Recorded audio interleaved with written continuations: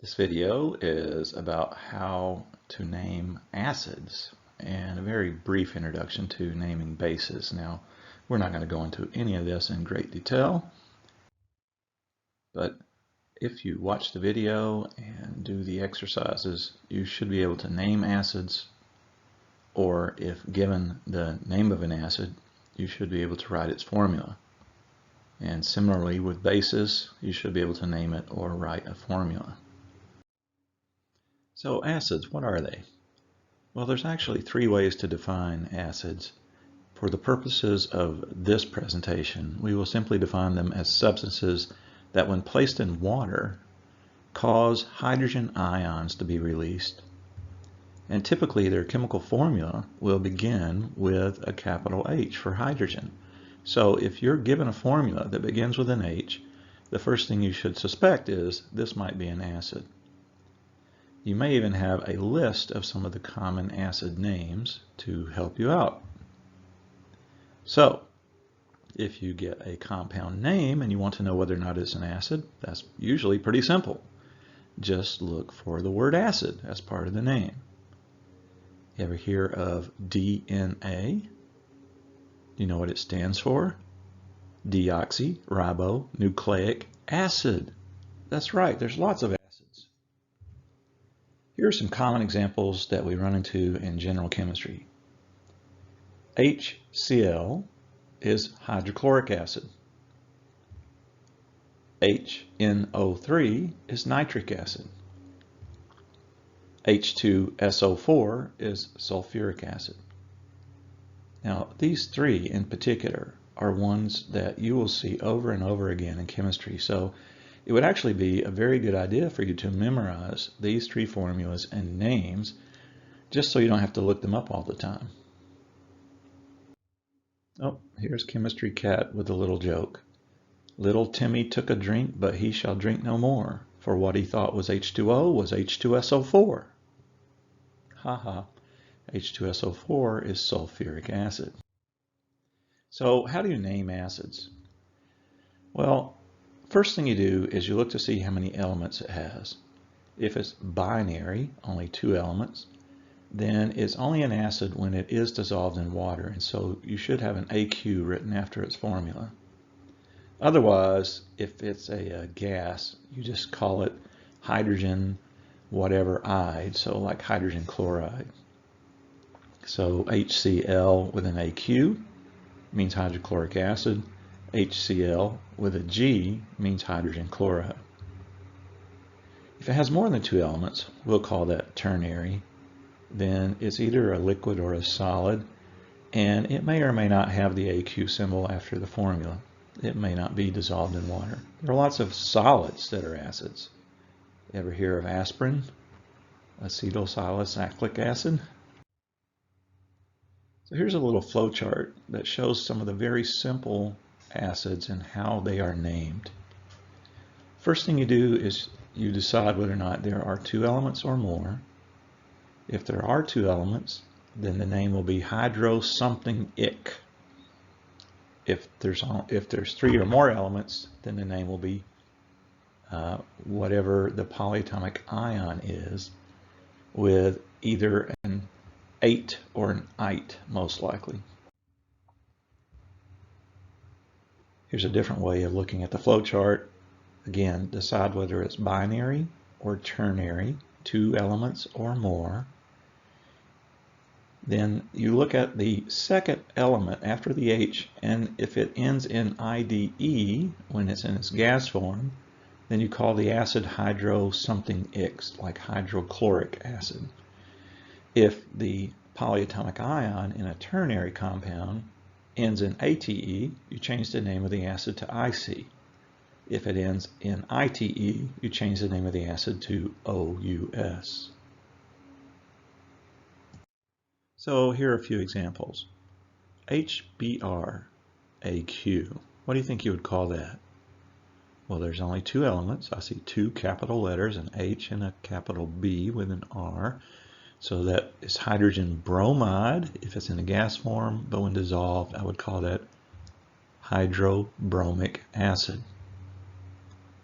Next, I see H2CO3. That's 3 elements. It's ternary. So if I look just at the polyatomic ion, CO3, that's called carbonate. I change the ending to IC and call it carbonic acid. You'll notice there is no hydro prefix when it's ternary. H2SO3, again we have 3 elements, but this time the polyatomic ion would end in ITE. It's sulfite. So I changed the ending of the acid name to OUS and call this sulfurous acid.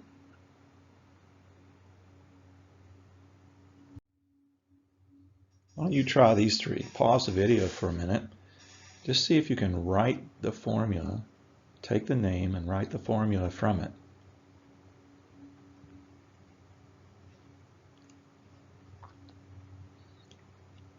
In hydrofluoric acid, we see a hydro part. That gives us a good clue that this only has 2 elements. It's an H and an F. The H has a +1 charge. Fluorine has a -1 charge, and so there are no subscripts. It's just HF. And since it is binary, I should properly write it with an AQ after it. HF, AQ. Sulfuric acid, there is no hydro. That tells me it's ternary. Must be made with a polyatomic ion. That polyatomic ion must end in ATE because the acid ends in IC. So if I look up a polyatomic ion with sulfur and oxygen that ends in ATE, I find sulfate. Now sulfate polyatomic ion has a -2 charge. Hydrogen only has a +1. So I'm going to need 2 of those hydrogen ions. So the correct formula for sulfuric acid should be H2SO4. And let's try nitrous acid. There is no hydro, so it's ternary. The OUS tells me that the polyatomic ion used to end in ITE. So I look up a polyatomic ion that has nitrogen and oxygen ending in ITE, and I find nitrite, which is a -1, and I just make that with a +1 hydrogen. The formula is HNO2, so there's nitrous acid. Here's a list of some more for you to try. Why don't you stop the video, write these down, and see if you can write the formulas for the first 5, write the name for the first 5, and write the formulas for the last 5 in this list.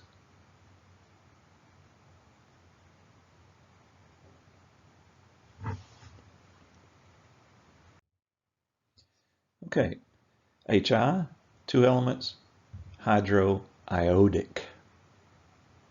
Number 2, 2 elements, hydrochloric.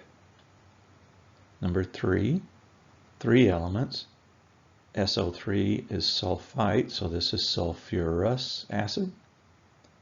HNO3, do you remember that one? That was one I told you to memorize. It's nitric acid. And HiO3, if you look up that polyatomic ion, it's called iodate, so this is iodic acid. Hydrobromic acid, 2 elements, H and Br, with an AQ after it. Nitrous acid again, that's HNO2, just like it was before. Carbonic acid, that was H2CO3, we had that in an earlier example. Phosphoric acid, I'd have to look up the phosphate ion, which is a -3 charge, so I need 3 hydrogens to neutralize it. Phosphoric acid is H3PO4. And hydrofluoric acid we saw earlier, that was HF. Now, I hope you got those. Normally, I tell my students just to look up the names of the acids and the bases, except for those 3 that I showed you earlier. Hydrochloric acid, nitric acid, and sulfuric acid. You really ought to get to know those. You'll get more familiar with the other ones as you go through chemistry. Another one of our objectives for this particular video was to learn about naming bases, but I really only want you to learn one thing. The base is something that lowers an acid's acidity. The word base comes from Old English meaning to bring low. So sometimes you hear people say, well, that's a really base thing to do. They mean it's low down. So there are lots of different kinds of bases, and there are different ways to define base activity. For the purposes of our general chemistry course, most of the bases that we run into will be hydroxides. So things like NaOH, sodium hydroxide, that's an example of a base. In common parlance, this is called lye or caustic soda. It's one of the main ingredients in Drano, so it's a powerful cleaner. KOH would be potassium hydroxide. That is a common ingredient in liquid soaps. Then we have barium hydroxide, magnesium hydroxide, and aluminum hydroxide, which have multiple hydroxides. You see the polyatomic ion written in parentheses. You need 2 to neutralize the positive 2 on the barium or the magnesium.